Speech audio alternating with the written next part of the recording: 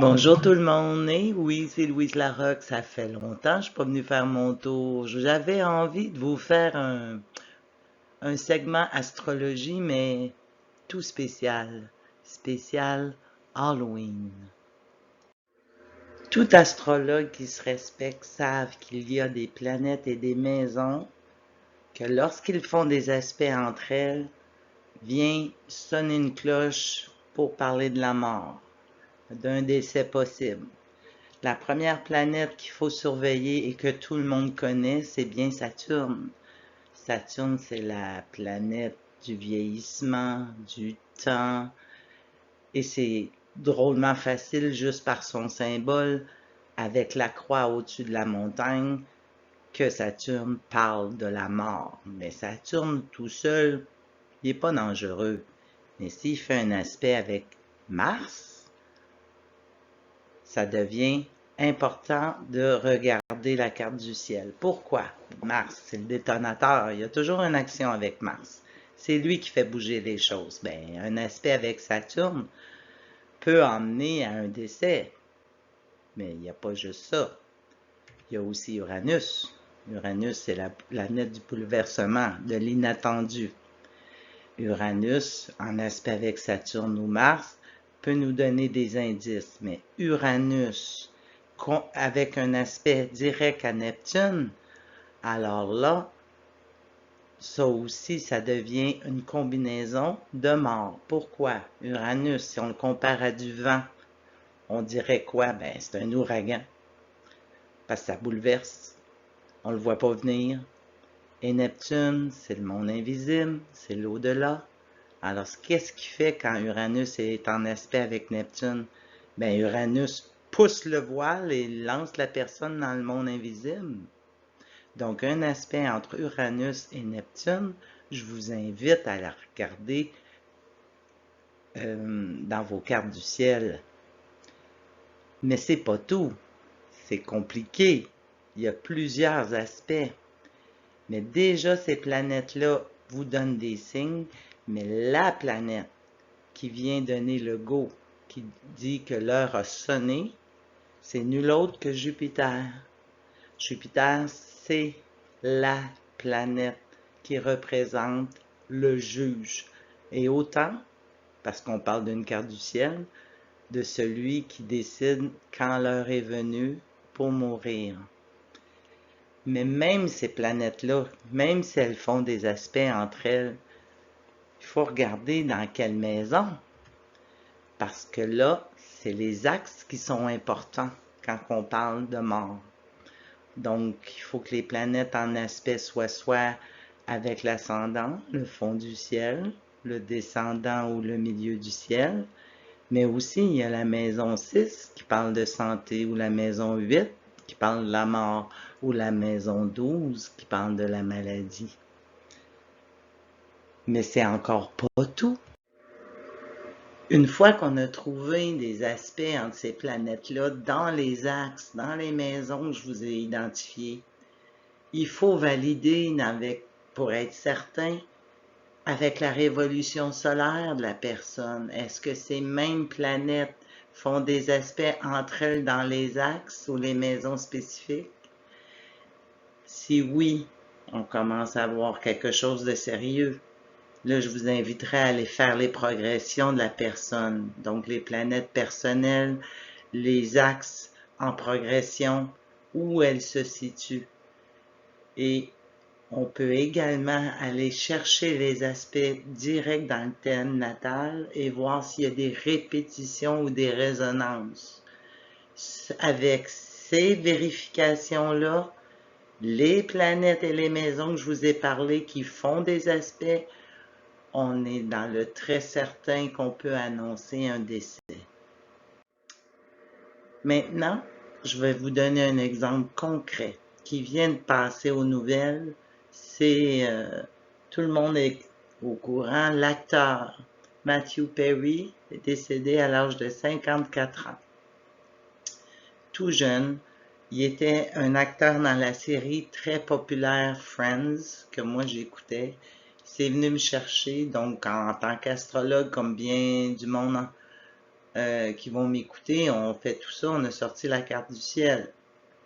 Là, je vous mets en garde, moi j'utilise les maisons Placidius et je mets toujours le signe du bélier à gauche. Donc l'ascendant se promène, moi, les cartes du ciel, la façon dont je les montre, le signe du bélier va toujours se retrouver comme dans une carte non montée en maison 1, donc à gauche.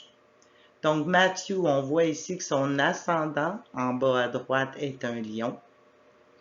Il y a le soleil dans la maison 1 lion, donc c'est un lion, ascendant lion. On voit que sa lune en haut à droite est en maison 4, en scorpion. Et son milieu du ciel est en taureau, conjoint à son Saturne. Donc, première étape, j'ai sorti sa carte du ciel et j'ai été faire la synastrie avec la date de son décès, soit le 28. Maintenant, allons voir les transits le jour du décès de Matthew. Le cercle intérieur, c'est sa carte natale et à l'extérieur, c'est le ciel de Los Angeles le 28 octobre dernier. Donc, on cherche nos planètes clés et on regarde s'ils font des aspects entre elles et les maisons et les axes. Donc, on commence avec Saturne. Il est en haut à gauche, à 0 degré du Poisson. Il traversait la maison 6. Il faisait un sextile à son milieu du ciel natal. Et Saturne transit faisait également une opposition à son Soleil qui, lui, traversait la maison 12. OK, on touche à quelque chose. Ensuite, je suis allé voir Mars, que vous allez voir en haut à droite de l'écran, en rouge. Mars, en transit, il passait dans son milieu du ciel, dans son fond du ciel. Et il faisait une opposition à Saturne, natal, à 8 degrés. Il faisait également opposition à Jupiter, mais Jupiter et Mars sont en transit. Mais Mars touchait vraiment son Saturne natal ainsi que son milieu du ciel. Et il faisait un carré, le Mars, à son ascendant natal. Alors, regardez en bas, à droite, son ascendant Lion, 13 degrés. Mars était en transit à 11 degrés du Scorpion. Alors, on voit un carré là. Maintenant, vous vous souvenez d'Uranus? Là, on le retrouve ici, là, il est dans la maison 10 de Matthew, en transit. Mais ça prenait un aspect à qui? À Neptune. Et oui, il fait un aspect à Neptune en maison 4. Donc, il y a une opposition entre Uranus 21 degrés et son Neptune natal à 25 degrés. Mais là, c'est qui décide que tout ça se tient et qu'on peut annoncer un décès? C'est Jupiter. Alors, regardez en bas à gauche de l'écran, 11 degrés du Taureau. Il traverse la maison 8 en transit. Il fait une conjonction à Saturne natale. Et finalement, son ascendant à 13 degrés fait un carré à son milieu du ciel. Attendez, là, l'ascendant 16 degrés, non, l'ascendant progressé, où ce qu'on voit Vénus pas loin, la barre rouge, l'ascendant progressé faisait un carré à son milieu du ciel progressé. Donc, c'est déjà une bonne étape de fait. Donc, il est né le 19 août. J'ai fait sa révolution solaire de 54 ans. Il habitait Los Angeles. Et qu'est-ce qu'on voit dans la... Moi, je fais la profection avec mon logiciel, donc je mets en surbrillance qu'est-ce qui va être le plus significatif dans son année. Et on retrouve qui? Saturne ou dans la maison 8. Vous le voyez dans le surbrillance orangée. Donc, Saturne est dans la maison 8, non seulement en transit, dans sa révolution solaire, je veux dire, mais aussi sur la cuspide de sa maison 8 natale. Son ascendant est dans sa maison 12 natale cette année. Et Mars faisait une conjonction. Mars est à droite en rouge, 24 degrés de la Vierge. Il faisait une conjonction à qui? À Pluton, à 23 degrés. Et finalement, Uranus faisait une opposition à qui dans sa révolution solaire? Vous allez deviner, Uranus est en bas à gauche, 23 degrés. À son Neptune, 25 degrés. Et finalement, Jupiter qui sonne l'alarme, que c'est lui qui décide, il faisait un carré à qui? À son ascendant natal. Là, j'ai une révolution solaire qui répète mes aspects de mes planètes avec les maisons clés. Maintenant, je vais aller voir les progressions. Ah non, pardon. J'ai Saturne avant. On continue à faire des aspects. Saturne faisait un sextile à son milieu du ciel natal et à Saturne natal. Et il faisait également un trigone à son fond du ciel. Voyez-vous, Saturne, dans sa révolution solaire, est à 4 degrés du Poisson, sur la cuspide de la maison 8. Regardez en haut dans les maisons, le fond du ciel commence à 2 degrés. Là, j'ai un trigone quasi parfait avec son fond du ciel.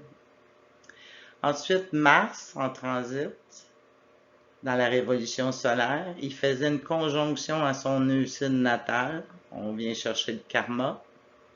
Ensuite, j'ai Uranus, en transit, qui faisait un trigone à Pluton natal. Exact, 23 degrés, 23 degrés. Et finalement, Jupiter faisait un trigone à sa maison 6, cuspide de sa maison 6.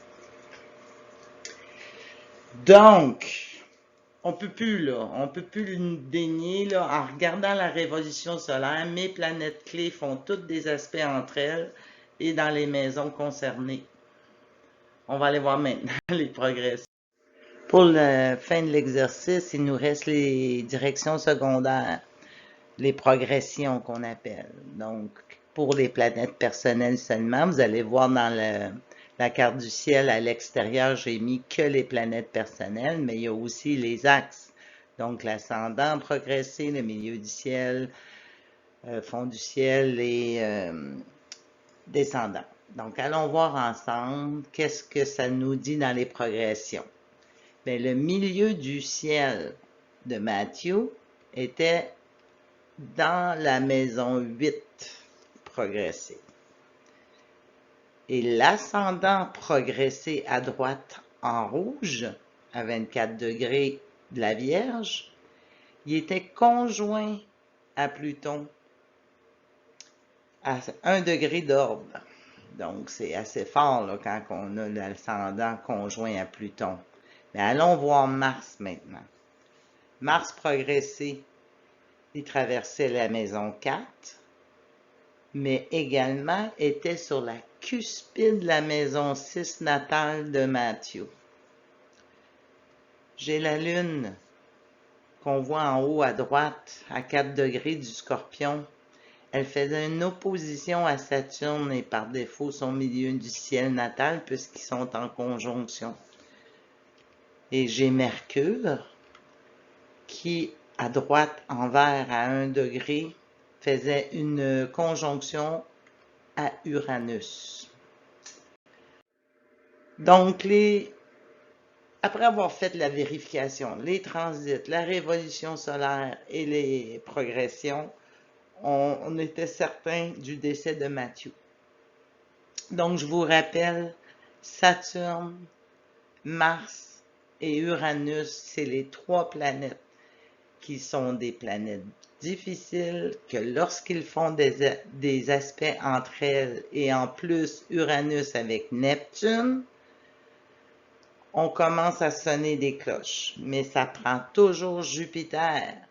Jupiter, c'est lui qui dit c'est l'heure.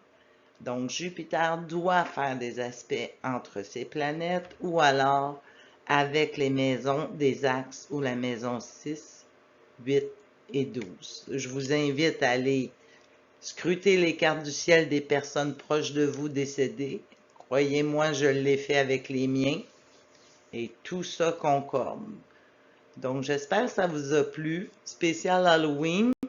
Mais c'est un sujet qui peut être super intéressant à aller décortiquer et c'était tellement en lien avec l'Halloween. Sur ce, je vous souhaite une très belle Halloween et à la prochaine.